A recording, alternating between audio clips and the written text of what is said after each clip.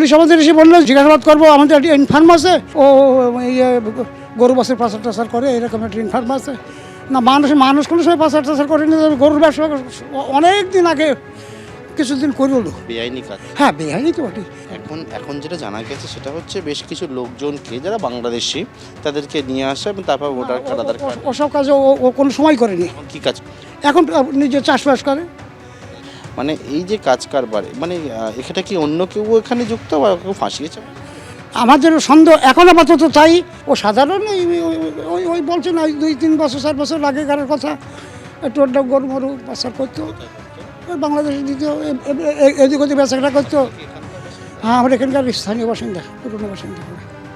আগে যখন 2000 সালে চাল টাল হচ্ছে সব বিলাকের লাইন দিতাম, তখন করেছিল চাল বাংলাদেশে। যারা বাংলাদেশ থেকে এখানে আসতো আর তাদেরকে থাকার বা এর ব্যবস্থা কি হবে? আধার কার্ড বানিয়ে দেওয়া?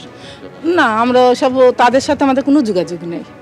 না, গরু মরু নাই, শুধু চালের কাজ, সময় চালের কাজ করতে, আর তাছাড়া আর কিছু নেই। আমার ছেলেটা পড়াশোনা করে, ওই বিয়ে পড়াশোনা করে, তা কোচিং করে, চাকরির কোচিং করে। ছেলে বলছে কলা কাটা কাজ করে আড়তে, ওই মোড়ের মাথায়।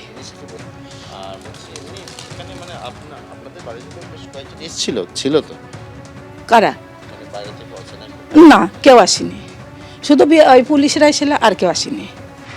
বিএসএফ এবং পুলিশের নজর এড়িয়ে কিভাবে এই অনুপ্রবেশ চক্রটা চলতো, কিভাবে তারা কাজ করত, বিজেপি বিধায়ক তিনি কি দাবি করছেন দেখুন।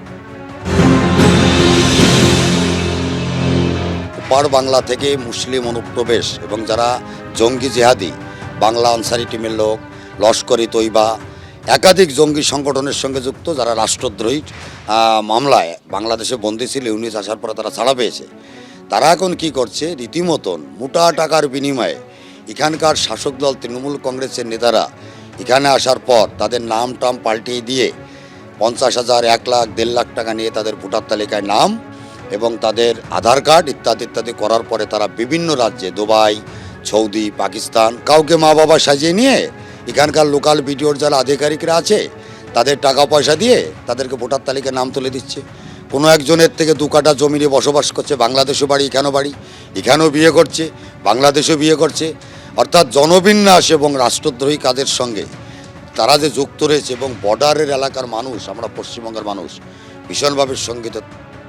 বিজেপি বিধায়কের স্পষ্ট দাবি এর সঙ্গে যুক্ত রয়েছে শাসক দল। আর পুলিশ কি দাবি করছে, আগে যারা গরু চাল পাচার করত তারাই এখন মানব পাচারে যুক্ত। অনুপ্রবেশ রুখতে তারা সক্রিয় বলে দাবি করেছে রানাঘাট পুলিশ।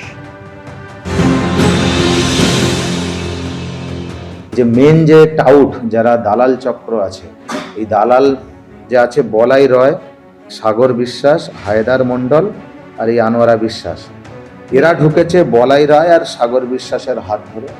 তো এরা প্রাথমিকভাবে এদেরকে ঢুকিয়ে দেওয়ার পরে এরা বলেছিল যে 1 মাস তোমরা কাজবাজ করো।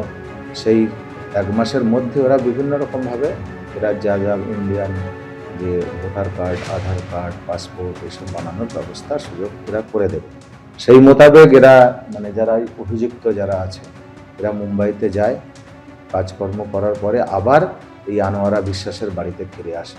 পুরোপুরি এই অবৈধ যারা অনুপ্রবেশকারী আছে এবং যাদের হাত ধরে, যে সমস্ত দালালদের হাত ধরে এরা আসছে, এদেরকে ছাড়া হবে না। এদেরকে পুরোপুরিভাবে আমরা পুরো নেটওয়ার্কটা আমরা এটাকে একদম নষ্ট করে দেবো, একদম ধ্বংসই করে দেবো।